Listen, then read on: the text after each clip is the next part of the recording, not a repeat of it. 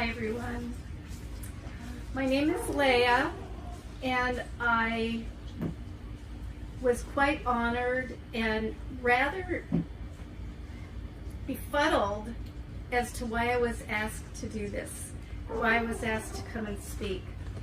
I didn't really think that my story was unique or really all that relevant. I don't know, I just felt like there's so many people who are part of this community who are searching for their roots, searching for new identity, because their soul is really crying out for the ability to have a spiritual path. And I think there's such an emptiness that so many people feel, but they can't quite describe it. They don't really know how to explain what is missing. And I have to say that I was kind of one of those people. Just briefly, my background is that I'm the daughter of first generation American parents. My grandparents all came from either Hungary or Russia, and when they came to this country, they came like so many other people. They were just, they were arriving with just barely whatever they had on their backs. And my father's father from Hungary was the only survivor from his family after the Holocaust, and he was never able to recover from that. He was just really grief-stricken, and he had so much guilt that he couldn't share, even with his own children, history. So as a consequence, we, as the next generation, know very little. But in fact, I have learned that in my heritage, there are rabbis. And now it's a matter of my trying to find them. And I just actually discovered where my grandparents are buried. And I would really like to go visit them. At any rate, my parents were ardent Zionists. And I remember from the time I was like 3 or 4, sitting on the floor next to the, in the hall where I was supposed to be asleep, but I was actually listening to meetings that were at the house, and they brought people to speak, and they were very involved in tree planting and you name it for Israel. And that was really my kind of my introduction to what I thought Judaism was. And in fact, that really was how my parents conveyed Judaism to us, to my sister and to me. And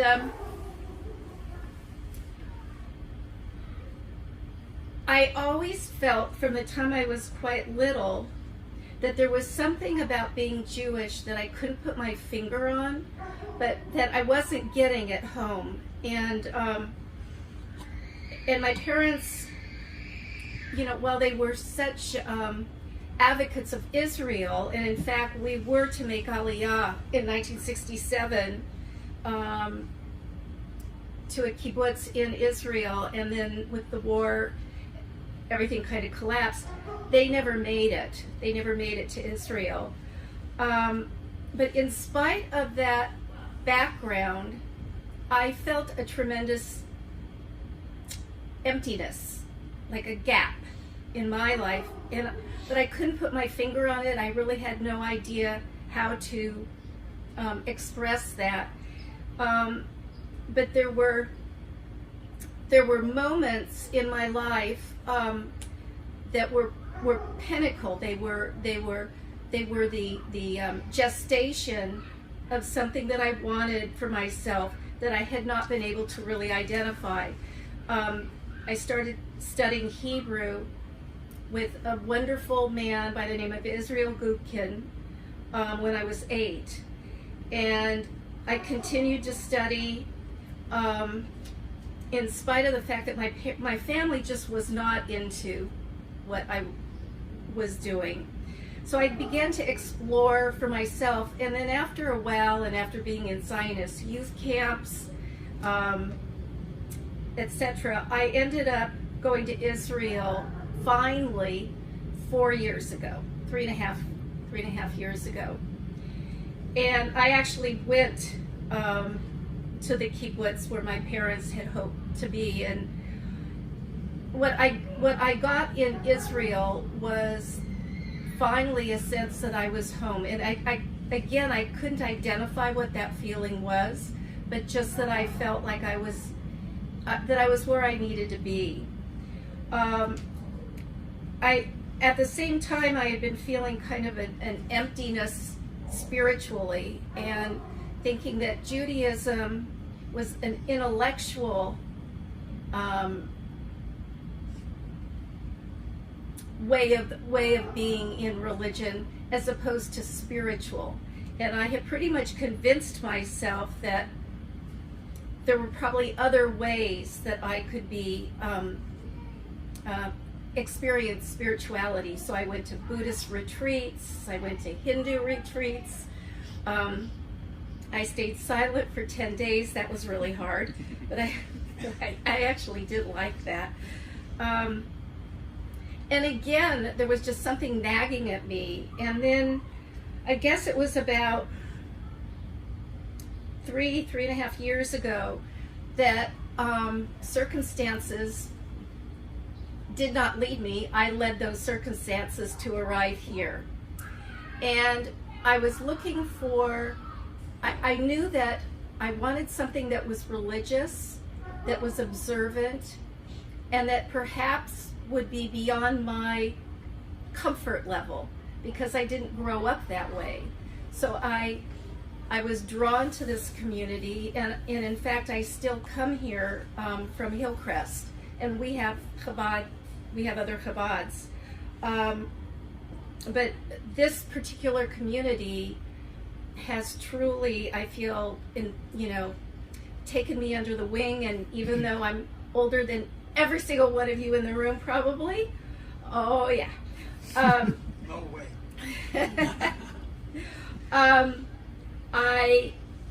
I've really discovered that through Hasidus, through Chabad, my sense of self has really evolved. And I had like everybody, I had a particularly hard year last year, and I had some really difficult times personally, and it really was through my connection to Chabad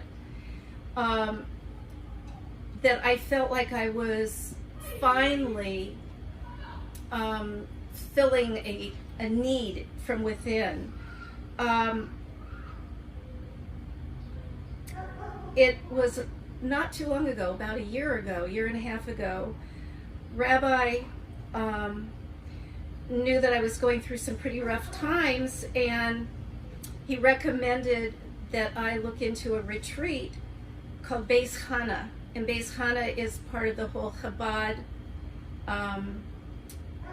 education, and was really started and influenced by the Rebbe, and then taken on by Rabbi Manis Friedman. And it's a women's Judaic educational program through Hasidus.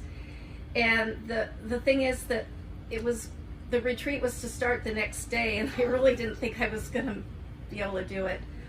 And it was a 3-day, virtual retreat. And somehow I managed to do it. And that really, between that and being part of this community, I really think kept me going. And now I study with Beis Chana 3 times a week with women from all over the world. And I would say that what I have gotten from my experience in listening to, what was her name again? The woman she just spoke. Oh my gosh. Micha. The way she expressed how Hasidus has opened up a world of wonder, is how I have experienced my kind of coming back into Judaism from a different angle. Everyone who knows me from years ago are shocked. Oh my God, you're with an Orthodox and keeping a kosher kitchen. I mean, these were all things that I had never done. And now, as I'm kind of growing into it, I have truly an appreciation for what the Rebbe, I think what I really feel I've gleaned about the Rebbe is that he gave us a precious gift of himself. He was probably one of the first Jewish leaders to be able to reach every individual personally in such a way that one felt not only special, but that they had something to contribute to the world. And I feel like his love for all Jews, his compassion, his outreach, his inclusivity, how he created leaders. He didn't want followers, he wanted leaders, that every single person, all of us in this room, could be one of those leaders, and in our own ways we are. I think that his love for us as a people and belief in us as individuals is probably the strongest contribution I can imagine anyone giving to the world. And I think that our celebrating the Rebbe's life tonight it's a symbol of our commitment as a people to continue to share and to inspire others and our children and our children's children in a beautiful, beautiful, ancient religion. And I'm just very happy to be part of it. Thank you.